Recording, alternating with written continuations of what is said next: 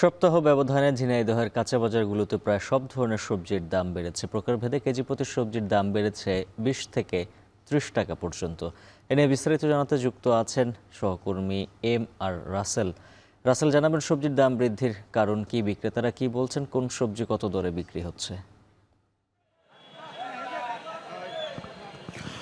উজ্জ্বল, একদিকে টানা বৃষ্টি, অন্যদিকে মৌসুমি সবজির সরবরাহ কম থাকায় এক সপ্তাহের ব্যবধানে ঝিনাইদহের প্রায় সব ধরনের সবজির দাম কেজি প্রতি 20 থেকে 30 টাকা পর্যন্ত বৃদ্ধি পেয়েছে। আমি এই মুহূর্তে রয়েছি ঝিনাইদহের অন্যতম সবচেয়ে বড় যে সবজি বাজার রয়েছে কোটচাঁদপুর সবজি বাজারে, এবং সকাল থেকে এ বাজারে ক্রেতা বিক্রেতা এবং কৃষকের সঙ্গে কথা বলেছি। তারা আমাদেরকে জানিয়েছেন যে গেল এক সপ্তাহের ব্যবধানে কিন্তু প্রত্যেকটা সবজির দাম বেড়েছে। আসলে দাম বৃদ্ধির কারণ জানতে চাইলে তারা বলছেন যে টানা কয়েকদিন ভারী বৃষ্টিতে যে সকল সবজির ক্ষেত রয়েছে সেই ক্ষেতগুলো নষ্ট হয়ে গেছে, যার ফলে মৌসুমি সবজির যে সরবরাহ সেটি কিন্তু বাজারে একেবারেই কম রয়েছে, যার কারণে কিন্তু প্রত্যেকটা সবজির দাম বেড়েছে। আপনি নিশ্চয় জানেন যে ঝিনাইদহ বরাবর কিন্তু সবজি উৎপাদন জেলা, এবং এখানে এই অঞ্চলের কৃষকরা কিন্তু সকাল থেকেই এই বাজারে সবজি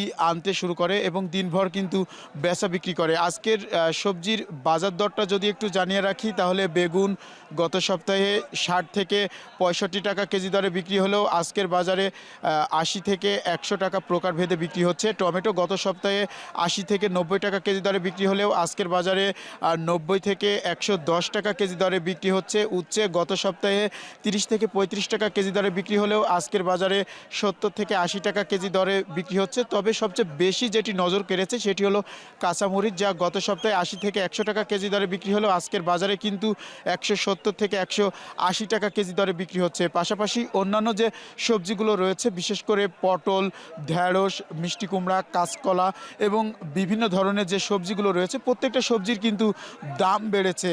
এদিকে আমরা ক্রেতাদের সঙ্গে কথা বলেছি, তারা কিন্তু ভিন্ন কথা বলছে। তারা বলছে যে সরবরাহ কম দেখানোর অজুহাতে কিন্তু ঝিনাইদহে যে সবজি বাজারগুলো রয়েছে এবং যে ব্যবসায়ী রয়েছে তারা কিন্তু বিভিন্ন সবজির দাম কিন্তু বাড়িয়েছে, এবং তারা বলছেন যে নিয়মিত যদি বাজার তদারকি করা হয় তাহলে এই অসাধু ব্যবসায়ী যারা রয়েছে তারা কিন্তু এই সবজির দামটা বেশি নিতে পারবে না। অপরদিকে বাজারে কিন্তু আমরা এসে দেখেছি যে মৌসুমি যে সবজিগুলো রয়েছে এই সবজিগুলো গত সপ্তাহের তুলনায় কিন্তু অনেক কম রয়েছে, এবং কৃষক যারা রয়েছে তারা কিন্তু বলছেন যে নিয়মিত যদি এই দামটা যদি একটু বেশি হয় তাহলে তাদের যে উৎপাদন খরচ সেটি কিন্তু ভালো হবে। তো এই ছিল ঝিনাইদহের সবজি বাজার থেকে আমার কাছে সর্বশেষ। উজ্জ্বল।